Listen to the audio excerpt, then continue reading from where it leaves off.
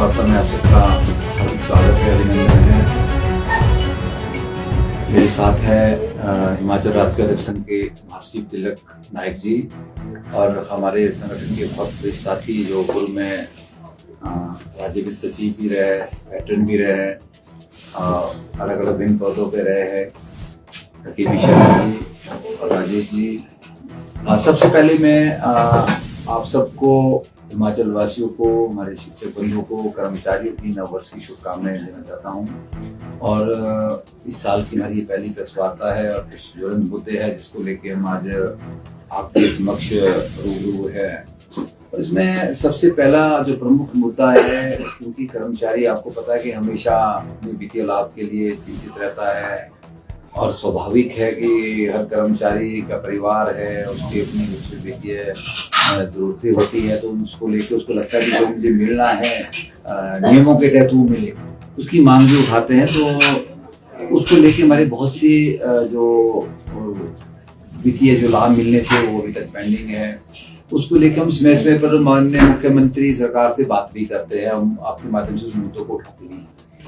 तो उसमें हमने एक बड़ा एक मुद्दा जो हमारा एक कर्मचारियों का जो एक भारत सरकार के पास एक बल्क में एक राशि है, 12,000 करोड़ रुपए की राशि जो एनपीएस का शेयर पहले जो जिस तरह से यहाँ पे एनपीएस की हिमाचल प्रदेश के अंदर थी, और उसका लगभग आज 12,000 करोड़ के आसपास का जो शेयर है वो एनएसडीएल जो भारत सरकार है उसको जो देख रही है, वित्त मंत्रालय जो है सेंट्रल गवर्नमेंट का, तो उसके पास फंसा है और बार बार हम इस मुद्दे को उठाते हैं। और जितने संजीदगी से इस मुद्दे को हम उठा रहे बहुत टाइम से, पर इस तरह से इसका असर जो है भारत सरकार तक इसका नजर नहीं आ रहा। तो मैं देख रहा हूँ कि कई बार हमारे छोटे छोटे मुद्दे प्रदेश के होते हैं, छोटी छोटी कोई खबरें ऐसी होती है, कोई हादसा हिमाचल प्रदेश के अंदर हो जाता है, जैसे अभी हाल ही में आपने आईजीएमसी वाला प्रकरण देखा होगा, या कई बार कर्मचारियों की सैलरी लेट होगी उसको लेके, कोई और बड़े सारे मुद्दे डिजास्टर को लेके, तो वो नेशनल न्यूज बन जाती है, उसकी बड़ी बड़ी सुर्खियां बन जाती है और पीएमओ और पूरी भारत सरकार तक उसकी मतलब एक झलक दिखती है। तो मैं ये कहना चाह रहा हूँ आपके माध्यम से कि भाई ये एक बहुत बड़ी खबर है। 12,000 करोड़ बहुत बड़ा अमाउंट होता है और जिससे हिमाचल प्रदेश के कर्मचारियों की देनदारियां काफी हद तक जो है वो हो सकती है। इसलिए हम भारत सरकार के ऊपर भी टकटकी लगा रहे हैं, इस बात को हम कह रहे हैं प्रमुखता से कि भारत सरकार में जो वित्त मंत्रालय और पीएमओ है, प्राइम मिनिस्टर ऑफिस है, वो उस तक ये खबर पहुंचनी चाहिए। और क्यों नहीं पहुंचती, अगर पहुंचती है तो उस पर संज्ञान क्यों नहीं होता है कि जब हिमाचल प्रदेश के कर्मचारी पुरानी पेंशन में आ गए हैं तो उनका जो उसमें जो 14% के हिसाब से तो हिमाचल सरकार का शेयर है, सीधा सीधा 8,000 करोड़ रुपए के आसपास की राशि जो है हिमाचल सरकार की ट्रेजरी से गई है, हिमाचल सरकार के खाते में सीधी आनी है। और बाकी का लगभग जो अगर मैं कहूं कि 5,000 करोड़ के आसपास की राशि जो कर्मचारियों की उनको मिलनी है, तो इसके ऊपर जो है भारत सरकार को माननीय प्रधानमंत्री महोदय और जो वित्त मंत्री है हमारे भारत सरकार की, उनको संज्ञान लेना चाहिए और राशि हिमाचल सरकार को लौटा देनी चाहिए। और हम ऐसी मांग कर रहे हैं और इसमें हम जो है बहुत जल्दी संयुक्त कर्मचारी महासंघ जो हमारा एक मंच है, हमारा एक जो संगठन है, उसके माध्यम से हम एक मेमोरेंडम जो है पीएम और finance ministry government of India को भेज रहे हैं। तो हम ऐसी उम्मीद करते हैं कि ये एक बड़ी खबर इसको भारत सरकार तक पहुंचे, जैसी बाकी खबरें हिमाचल की पहुंचती है, क्योंकि हिमाचल के अंदर वित्तीय संकट है और उस वित्तीय संकट से हिमाचल प्रदेश के कर्मचारी जूझ रहे हैं। और जब भी हम माननीय मुख्यमंत्री से अपने डीए की बात करते हैं, जैसे आपको पता है कि हमारा 13% डीए पीछे, हम 45% डीए ले रहे हैं और केंद्रीय कर्मचारी जो है वो 8% डीए ले रहे हैं, तो हमारा 13% डीए है, एरियर हमारा उसकी अदायगी नहीं हो पा रही है।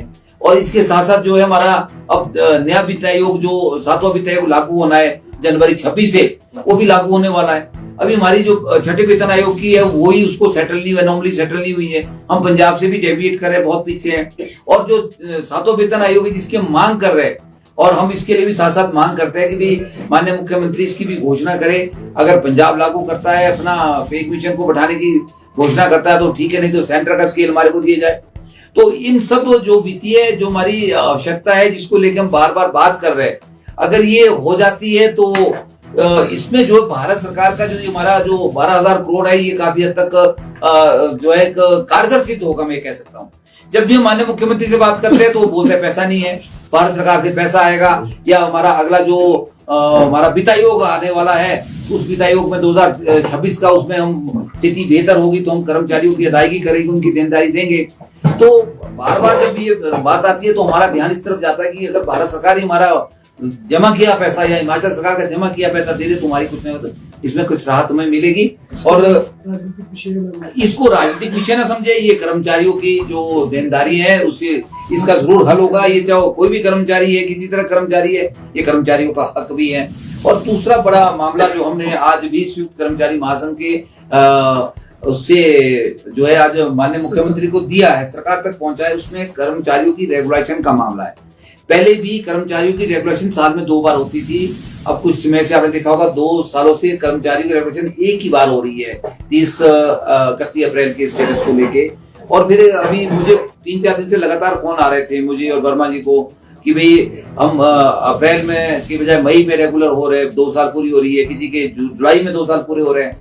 तो उनका ये चिंता थी कि अगर सितंबर वाला जो रेगुलेशन का एक पीरियड था पहले उसको बहाल करे तो हमारे जो है 3 साल नहीं लगेंगे।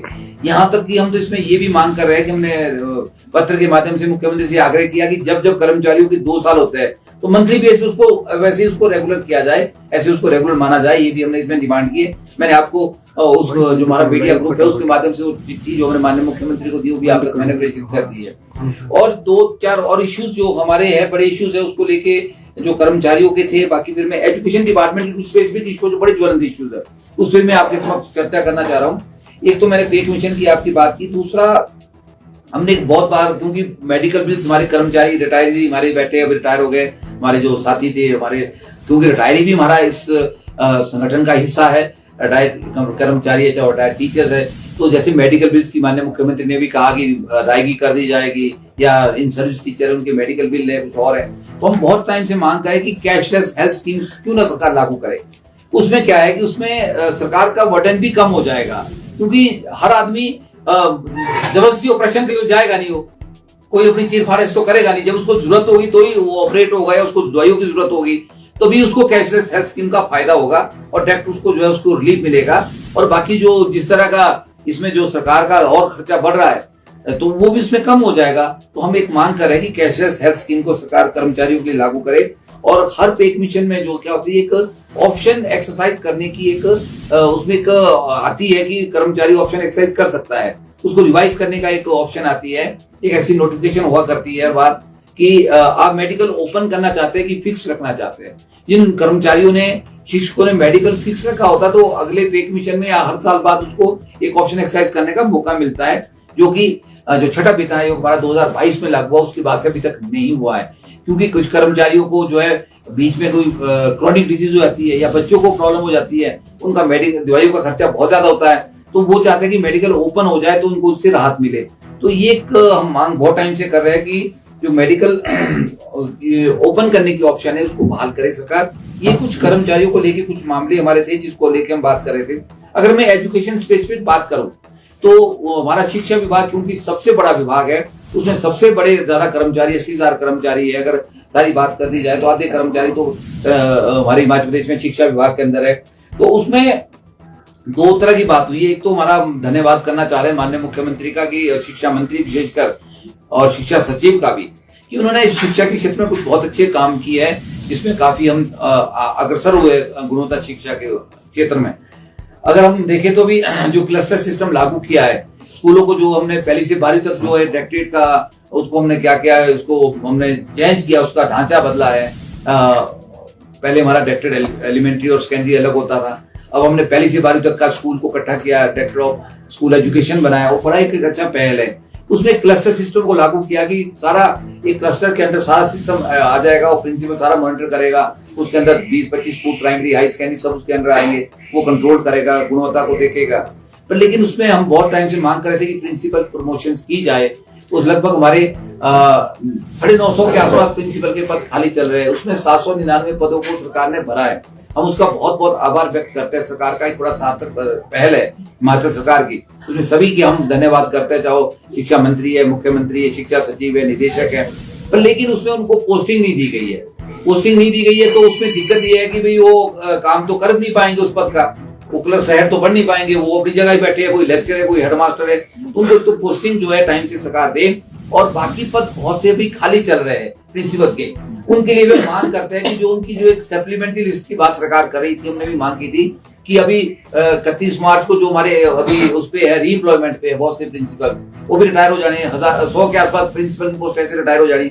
तो कुछ बीच में जो भी ये 799 इसमें से भी 100 के आसपास लोग ऐसे रिटायर हो जाएंगे जो कुर्सी पे बैठेंगे ही नहीं, तो 200-250 पोस्टें फिर हमारी खाली हो जाएगी। तो मार्च से पहले एक सप्लीमेंट्री लिस्ट जो है सरकार, जिस तरह से माननीय शिक्षा मंत्री ने भी कहा है कि हम एक और लिस्ट निकालेंगे, तो वो उसकी जरूर निकाले, उसकी हम मांग करते हैं। और अब अभी आप देख रहा था मैं सुबह भी, कुछ दिव्यांग जो लोग थे वो सेक्रेटरीट में धरना उन्होंने किया था, वो अपनी एम्प्लॉयमेंट की बात कर रहे हैं, कुछ प्रमोशन की बात कर रहे हैं, तो उसमें लेक्चर प्रमोशन की बात कर रहे हैं। तो ये भी मैं आप इस मंच के माध्यम से बात करता हूं, मांग करता हूं कि माननीय मुख्यमंत्री जो विशेष आवश्यकता वाले जो व्यक्ति है या फिर हमारे कर्मचारी है, उनकी प्रमोशन और एम्प्लॉयमेंट का विशेष ध्यान रखें, उनकी बात को सुना जाए। जिस तरह से हमारे जो अधिकारी है एसडीएम साहब जिस तरह से उनसे बिहेव कर रहे थे वो दुर्भाग्यपूर्ण है, और ऐसे लोगों के प्रति जो मुख्यमंत्री जीरो टॉलरेंस रखते हैं उनकी बात को सुने और उनको सड़कों पे ना आने दे। मुझे लगता है नहीं आने की जरूरत होनी चाहिए, और एक विशेष आवश्यकता वाले लोग हमारे समाज के अंदर है, उनका भी ध्यान रखा जाए। और मैं एक बहुत बड़ी बात बोर्ड के सिस्टम को लेकर आपसे शेयर करना चाह रहा हूँ, जिसका बड़ा विरोध भी है और बड़ी इंपॉर्टेंट बात है। ये बात मुझे लगता है कि सरकार तक पहुंचेगी और सरकार इसमें संज्ञान देगी। जिस तरह से हमारा सीबीएसई बोर्ड की तरफ हमारा सरकार बड़ी, विभाग बड़ा, हमने तब भी बात कही थी कि बहुत जल्दी में लिया फैसला है, हालांकि फैसला बहुत अच्छा हो सकता है। कई स्टेटों ने इस तरह की पहल की थी, आंध्र प्रदेश ने, एक और दो स्टेटों ने और भी पहल की है, उन्होंने भी सीबीएसई बोर्ड की तरफ जाने की कोशिश की अपने बोर्ड थे, हालांकि उनके रिजल्ट भी सकारात्मक नहीं है, वो भी रोल बैक करने की स्थिति में है। और हमारे बहुत अच्छा बोर्ड एचपी बोर्ड काम कर रहा था, पर उसको और स्पीड किया जा सकता था, लेकिन अगर सरकार ने सोचा है तो कुछ और अच्छा सोचा होगा। हमने कहा कि ठीक है अगर आप जा रहे हैं तो ठीक है, पर लेकिन जिस तरह से स्टाफ का बंटवारा, अलग से कैडर बनाने की बात हो रही है, या फिर टीचर्स को टेस्ट के माध्यम से दोबारा उनको उनकी योग्यता को जांचने की बात अगर सरकार कर रही है, तो उसका तो बड़ा भारी विरोध फील्ड के अंदर हो रहा है। हमें लगातार इसके फोन आ रहे हैं कि भाई क्या, मैं ये भी उसमें पूछा था कुछ दिन पहले, क्या 20 साल बाद या 25 साल किसी टीचर की नौकरी होगी तो उसको आप बोलेंगे कि आप योग्य नहीं, आप दोबारा टेस्ट क्वालिफाई करके आप हम देखेंगे कि आपकी क्या क्वालिटी है, आप कितना पढ़ा सकते हैं। तो मैंने उससे पूछा था क्या एक आईएएस को 20 साल बाद दोबारा टेस्ट आप कराएंगे, क्या वो टेस्ट में पास होगा तो आईएएस रहेगा, नहीं तो नहीं रहेगा। तो क्या इस तरह क्या टीचरों के ऊपर ऐसे परीक्षण किए जा सकते हैं? अगर ऐसे परीक्षण टीचरों के ऊपर हो रहे तो सच में हमारे आत्मसम्मान के ऊपर बहुत बड़ी एक ठेस है, हम इस बात को नहीं सहन करेंगे। ठीक है, उसको पूरे साल सारी ड्यूटीज हटा दो, नॉन टीचिंग हम 50 तरह की ड्यूटीज करते हैं, ये सचिव शिक्षा ने खुद माना है, बहुत सेमिनारों में लगातार हो रही है हमारे क्लस्टर लेवल की ओरिएंटेशन, सेक्रेटरी एजुकेशन और हमारे मंत्री जी उन बैठकों में खुद जा रहे हैं। कल देखें, कल भी डिस्ट्रिक्ट सिरमौर की बैठक हो रही है, उसमें लगभग 500 प्रिंसिपल, हेडमास्टर्स और बीपीओ उसमें भाग ले रहे हैं, हर डिस्ट्रिक्ट वाइज हो रही है। उसमें यही बात वो मान रहे हैं, खुद कह रहे हैं कि मीटिंग बहुत एक्स्ट्रा बर्डन है टीचर्स के ऊपर। मैं ये कहता हूँ कि टीचर्स को आप फ्री कर दो, मैं ये बात मुख्यमंत्री शिक्षा मंत्री से कहना चाह रहा हूँ, टीचर को नॉन टीचिंग असाइनमेंट से फ्री कर दो, जो टीचर जहां बैठा उसको काम दो, उसके बाद उसका 1 साल का रिजल्ट देखो, अगर वो फिट ही नहीं बैठता, आपके सीबीएसई बोर्ड है चाहे कोई भी बोर्ड है, उसको बदल दो, उसकी इंक्रीमेंट भी रोक दो, हम उसके लिए भी कुछ नहीं बोलेंगे। पर किसी को जांचे परखे सीबीएसई स्कूल के लिए जो है फिट नहीं है, उसको वहां से हटा देंगे या फिर उसको कोई दूसरी जगह लगा देंगे, या सरकार ये सोच रही है कि भाई हम जो है 5,000 रुपए वाले टीचर लगाने शुरू कर देंगे, 5 साल के लिए टीचर लगा दो, उनको 5,000 रुपए देके काम चलाएंगे, तो मुझे लगता है उसका विरोध होगा हिमाचल प्रदेश के अंदर।